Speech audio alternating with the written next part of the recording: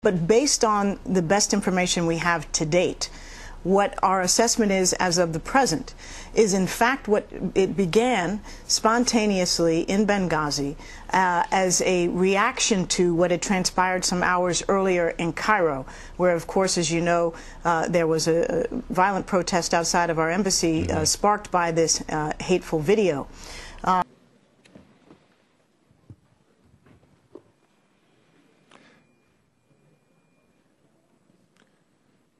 Perhaps most appropriately today, the Oversight Committee mission statement reads, "We exist to secure two fundamental principles. First, that Americans have a right to know that the money Washington takes from them is well spent. And second, Americans deserve an efficient, effective government that works for them. Our duty on the Oversight and Government Reform Committee is to protect these rights. Our solemn responsibility is to hold government accountable to taxpayers, because taxpayers have a right to know what they get from their government. It's our job to work tirelessly in partnership with citizen watchdogs to deliver the facts to the American people and bring genuine reform to the Federal bureaucracy." This is the mission of the Government Oversight and Reform Committee. On September 11, 2012, 4 brave Americans serving their countries were murdered by terrorists in Benghazi, Libya. Tyrone Woods spent 2 decades as a Navy SEAL, serving multiple tours in Iraq, Afghanistan. Since 2010, he protected the American diplomatic personnel.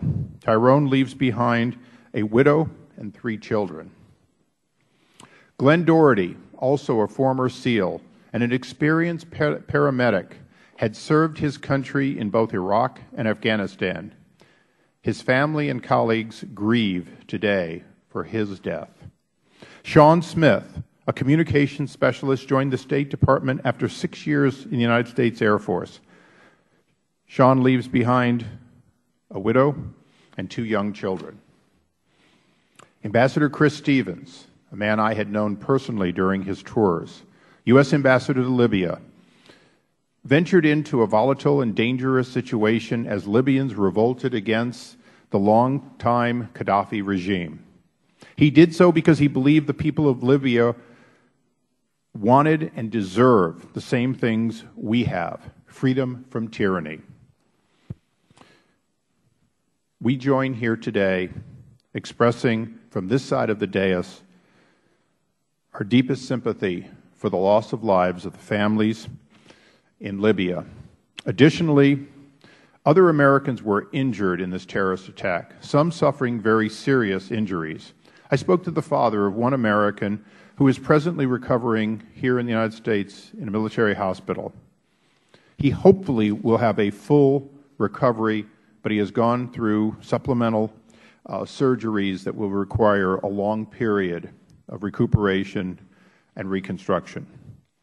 Yesterday, the State Department began the process of coming clean about what occurred in Benghazi, or at least they issued a broad and definitive statement headed by a gentleman here today, Ambassador Kennedy. They made witnesses available and interviews. They made every effort, from we can tell, to ensure that the people we wanted to talk to were available to us.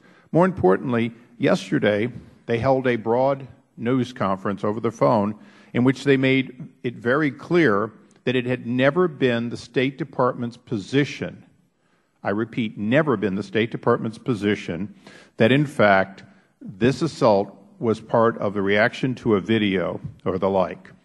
This is corroborated by numerous witnesses and whistleblowers. Contrary to early assertions by the administration, let's understand, there was no protest. And cameras reveal that, and the State Department, the FBI, and others have that video. Speaking of video, the one in California, made by an individual and out there for a period of time, also clearly had no direct effect on this attack. In fact, it was September 11th, the 11th anniversary of the greatest terrorist attack in U.S. history, in New York, Pennsylvania, and at the Pentagon. It was that anniversary that caused an organization aligned with al-Qaeda to attack and kill our personnel. I deeply, again, appreciate Secretary Clinton's efforts to cooperate with this investigation. She stepped in and instructed her people to cooperate, and they have. Additionally, I've had conversations directly with the Secretary, and I believe that our service together since 2001, the United States Congress plays no small part in her recognition of the role we serve on both sides of the dome. Today, however, this hearing has been called for the express purpose of examining security failures that led to the Benghazi tragedy. The safe haven within the compound, which some State Department officials seem to think could protect the Benghazi compound's inhabitants, did not work, and in retrospect could not be expected to work. The overall level of security at the compound did not meet the threat existent or standards under Inman or any other reasonable assessment for a facility of this sort. Today's hearing is the result of concerned citizens with direct knowledge of the events in Libya ultimately reaching this committee. As we look back on what occurred, our challenge is to identify things that clearly went wrong and what the benefit of hindsight will be for the men and women serving at dangerous locations around the world. Accounts from security officials who were on the ground and documents indicate that they repeatedly warned Washington officials about dangerous situation in Libya. Instead of, however, moving swiftly to respond to these concerns, Washington officials seemed preoccupied with the concept of normalization. We will ask our panel here today what normalization means. In accounts we have heard it included artificial timelines for removing American security personnel, replacing them with local Libyans. These occurred even as training delays and new threats also occurred. This rush toward a reduced presence of U.S. personnel continued even as a bomb blew a 12-foot opening in the wall of this very compound we speak about today. Requests for extensions of more security by the mission in Libya, however, appear to have often been rejected, or even, more deliberately, officials in Washington told diplomats in Libya not even to make them, or as we've had in sworn testimony, if you make them, they will not be supported. We know that the tragedy in Benghazi ended as it did.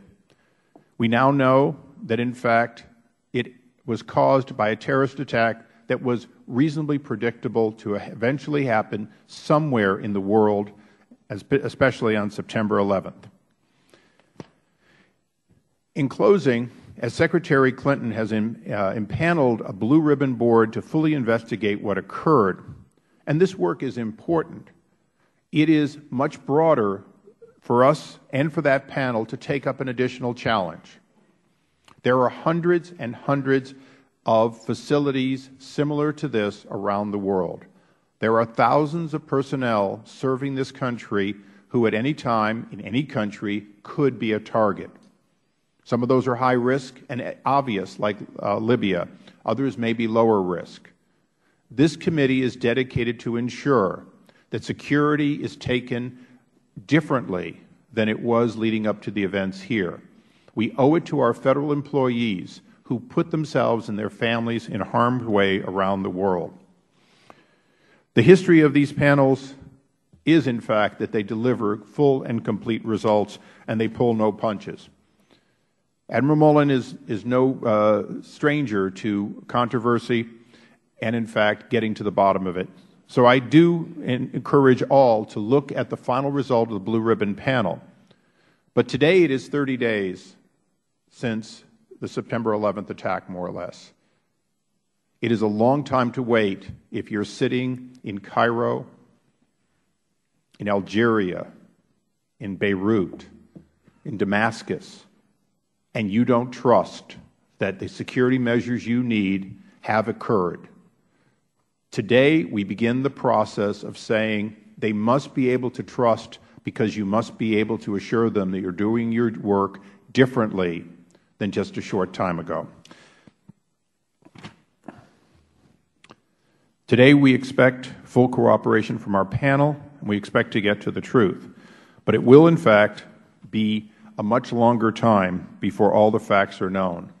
We do not intend to flesh out all the facts. We intend today, on a bipartisan basis, to ensure that we begin the confidence building for our men and women serving this country around the world, that we will ensure that they be protected, and if anything, protected more than the perceived threat and never less. With that, I recognize the ranking member for his opening comments, and then by unanimous consent, one additional, the chairman of the subcommittee on national security and his counterpart will be recognized for opening statements. All other members will have 7 days in order to put their opening statements in the record. With that, I recognize Mr. Cummings.